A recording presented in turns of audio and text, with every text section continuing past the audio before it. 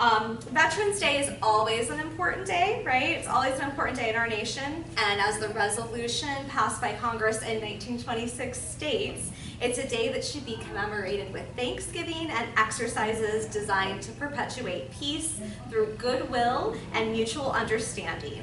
So poetry does those things, right? Part of the commemoration also says, invites the people of the United States to observe a day in schools or other suitable places with appropriate ceremonies of friendly relations with all other peoples. And again, I think that poetry does that, right? So I'm going to go ahead and kick off our event by reading the bio of our first panelist, Bill Glose. Bill Glose spent the first part of his adulthood as a paratrooper. Now the combat veteran leads a peaceful life and reflects upon his earlier experiences. The author of 5 books of poetry, Glose's stories, poems, and essays have appeared in numerous publications, including The Sun, Narrative Magazine, The Writer, Rattle, and the Missouri Review. In 2011, he was named the Daily Press Poet Laureate, and in 2017, he was featured by NPR on the Writer's Almanac. His honors include the F. Scott Fitzgerald Short Story Award, the Robert Balch Fiction Award, and the Dateline Award for Excellence in Journalism. His latest book, Postscript to War, was a finalist for the Library of Virginia Book Award. Please welcome Bill Glose. Thank you. Most of what I write tends to be of the free verse style, but I thought I would open up with some form poetry. Sonnets are beautiful form-driven poems of 14 lines with varying rhyme sequences. In the original Italian, the sequence was A, B, B, A, B, B, A, C, D, E, C, D, E. But it evolved over time into dozens of other forms, and here now are 2 of those. This first one is the Spanish sonnet, which is On Patrol. Just imagine you're on a nature walk as you set out in dark across the sand, body armored, weapon cupped in hand, each wedge-bound soldier forbidden to talk except to yell a warning if something goes amiss. Otherwise, the goggled green reminds you of the forest from your dreams, free of thorns that bite, thistles that sting. Easy to pretend you're scanning a copse filled with nestling birds whose love songs linger, even as safe slips to semi, and finger slips to trigger, eyes scanning the rooftops for heat blooms of robed men who wish you dead, but are willing to give their lives instead. And this next one is a form called a couplet sonnet, called Anatomy Lesson. Gold anodized plaques depict the human race. Conceived by Sagan, they arrow through space toward Taurus 2 million years away. The man's right hand raised as if to convey welcoming wishes of our soft bodies, naked, intact. All of NASA agrees that this is the image we should broadcast, instead of what remains after the blast of a roadside bomb, how skin tears apart to show the ribs, the hollow muscled heart, the notch in which it sits atop a lung, and there the bit-off papillated tongue of a soldier before he could describe what beat within, what made him feel alive.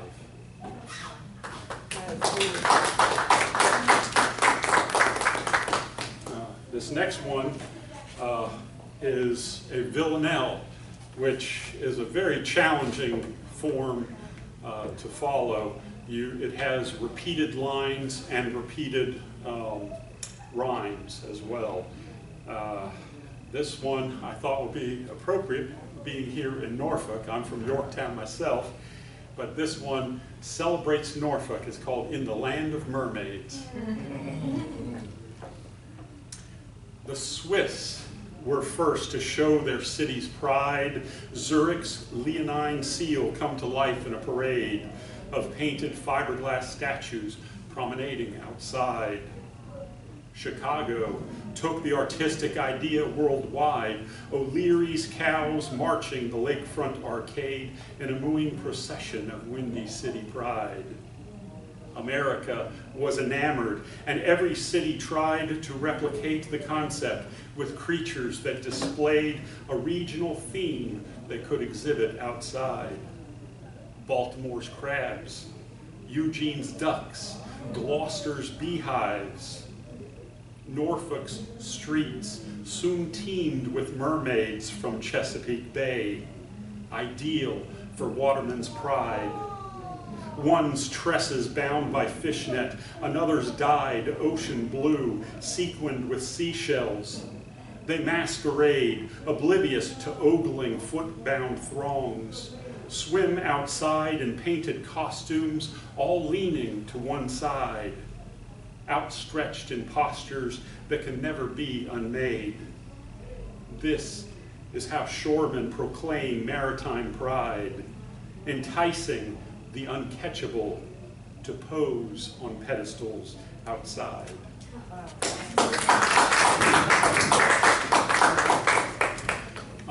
At the outset, Kendra, thank you for mentioning some of the places where my work has appeared. There, for anyone, for any veteran or member of a veteran's family who is interested in an excellent market to be published, Proud to Be is published by the Missouri Humanities Council, and it's free to submit. They also have a contest for poetry, for fiction, for nonfiction, for photography, and they have cash prizes for the winners in addition to publication. So it's a fantastic thing. You can just look up Proud to Be. Excellent place to send your work.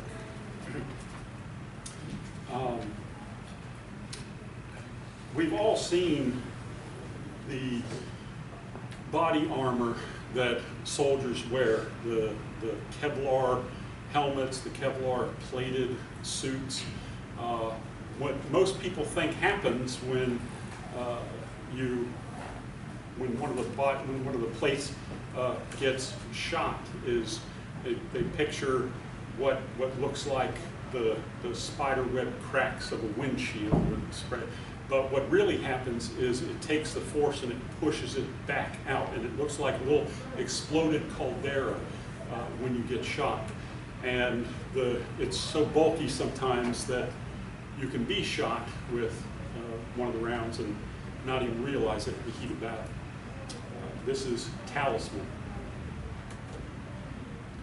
And here's the bullet's flattened nose that meant to pierce my heart. The squashed and bulbous body made of lead, its aim to splinter upon impact with bone, to send shards tunneling through soft skin.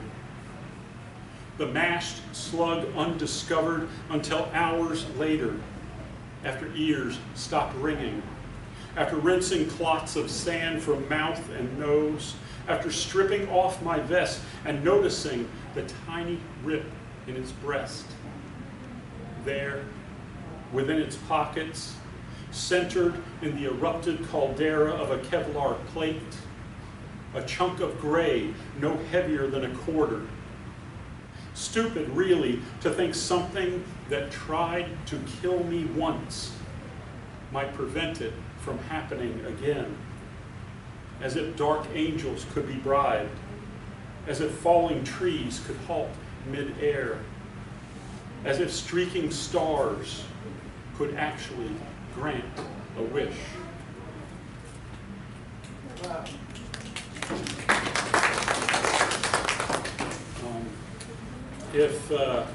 If you've driven up 95 to DC, you've passed this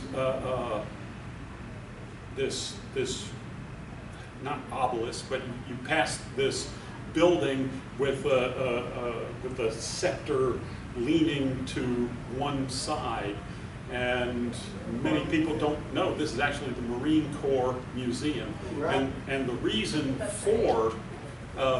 for its cant is it is replicating the flag that was raised over Iwo Jima, and it's the same degree as that famous picture. So this is at the Marine Corps Museum. Look round the verdant bowl, the insistent of green. Look at the stone church with its brass bell atop the forested hill. Tourists marching up footpaths pause at bricks that carry names and ranks, gaze at granite stripes inscribed with battles where Marines breathed their last. Guadalcanal, Tarawa, Saipan. At the epicenter, a gleaming museum spears the sky with a sword-like spire. Look how its angle harkens 6 men raising a flag over Mount Suribachi. Inside, retired aircraft hang from the ceiling, canted toward throngs that swirl below like summer leaves in slow water, drifting past tanks and weapons, past placards noting brave deeds and hallowed ground, everything here reverential with meaning. And there, on a bench, unmoving, a woman in a flowered dress. The current eddies as if she were a stone breaking momentum into white-capped wonder. Her son plays with a matchbox car, rolling circles on the granite floor, and on the wall before her, life-size portraits of Marines dressed in brown, body armored, goggles strapped to helmets. Look how casually they carry their weapons, each man wearing a smile. Look, from the boots painted on their feet to the actual boots lined up in a row beside burning candles. Look at the face transfixing this woman, then glance at the carefree, happy boy. See her flaxen curls nestling on his head, that smile from the painting in his mouth. Look until you get your fill, then look away. Move on and never forget.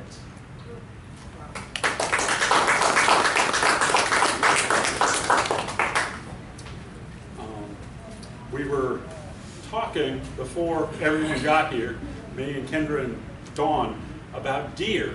And Dawn has several deer that visit the gully behind her house often, and she loves them. And this is in honor of that. 7 deer. In the near still gloom of dusk, slow as the beat of a sleeping heart, a family of deer graze amid hickory and pines, brown on brown, rustle of dead leaves, the only hint of passage. My dear, Dawn says, elbows propped on the railing of her back deck, hair free from its bun, a waterfall of gold.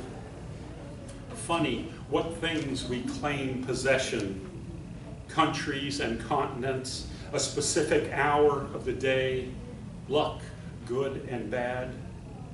Why not these animals, this moment? The buck turns his 12-point rack to stare back at us as 2 fawns with fading spots nuzzle a salt lick mounted on a steel post, grease-slicked to keep squirrels away.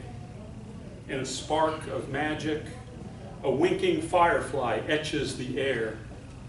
And when Dawn turns to smile at me, I notice her 2 Rottweilers with noses pressed to the window, staring at us as if we were cheating.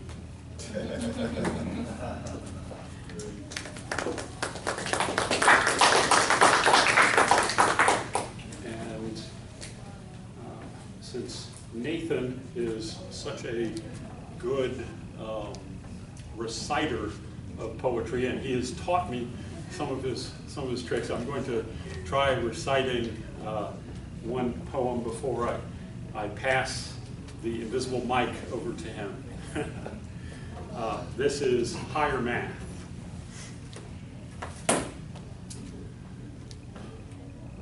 1 plus 1 is 2. 2 plus 2 is 4. Such simple calculations drawn with chalk on boards black as dried blood. Tar-choked lessons that taste like ash once you realize that 1 plus 1 can equal 1,000,000. 1 mortar round, 1 soft body, 1,000,000 gristled parts. How to snap together pieces of a puzzle, your edges slick as cherry filling from a pie. No one tells you that in school.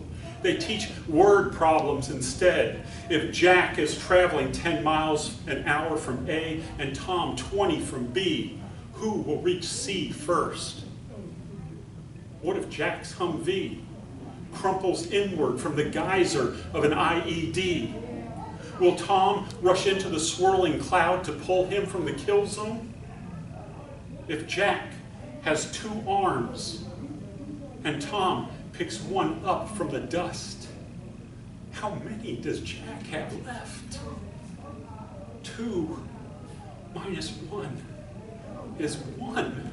But also 2 minus 1 is nightmares, and 2 minus 1 is years of therapy, and 2 minus 1 is perverse addition, loss growing into reasons for revenge.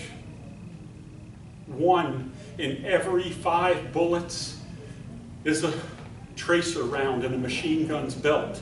Laser-limbed line segments that streak from your position to the sandstone rooftop. Shortest distance between 2 points.